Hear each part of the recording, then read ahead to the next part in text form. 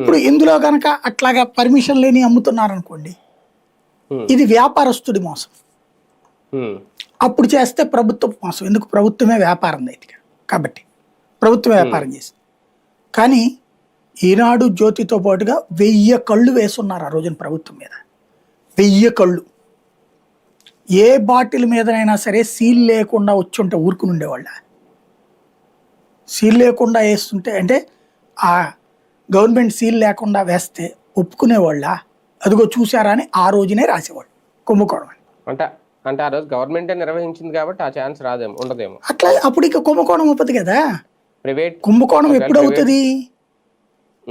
వాడు తయారు చేయించేసుకుని డిస్టిలరీలో ఇక్కడ లెక్కలో చూపించకుండా షాపులో అమ్మిచ్చి డబ్బులు తీసుకుంటున్నారన్నది ఒక వాదన వీళ్ళు చెప్పేది.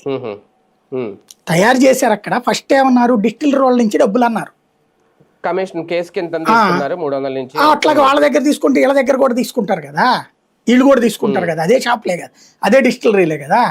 ఇంకోటి వాళ్ళందరితో గొడవ పెట్టుకుంటే అక్కడేం వర్కౌట్ కాదు కాబట్టి వాళ్ళ మీద కూడా కేసు పెట్టేశారు, వదిలేశారు. ఆ రూట్ పోయింది. ఇక ఇప్పుడు ఎక్కడికి తీసుకొచ్చారు దాని టర్నింగు?